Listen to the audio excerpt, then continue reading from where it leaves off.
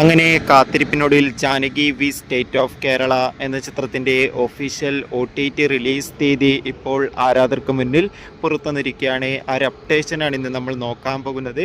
വീഡിയോയിൽ മുൻപ് video like ചെയ്യുക, ചാനൽ സബ്സ്ക്രൈബ് ചെയ്യുക.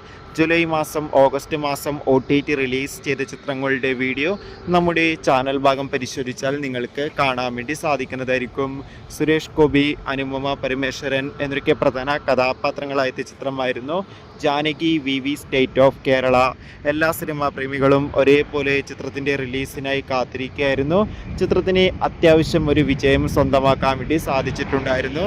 അതോടുകൂടി തന്നെ ചിത്രത്തിൻ്റെ OTT അവകാശങ്ങളൊക്കെ C5 എന്ന OTT പ്ലാറ്റ്ഫോം സ്വന്തമാക്കിയെന്ന് ഒഫീഷ്യലായി കൺഫേം ആക്കിയിട്ടുണ്ട്. ഇപ്പോൾ ഇതാ ഓടും കുതിര ചാടും കുതിര എന്ന ചിത്രത്തിൻ്റെ റിലീസ് തീയതിയും പുറത്തുവന്നിരിക്കുകയാണ്. ചിത്രം Janaki V state of Kerala എന്ന ചിത്രത്തിൻ്റെ ഒഫീഷ്യൽ OTT റിലീസ് തീയതി പുറത്തുവന്നിരിക്കുകയാണ്.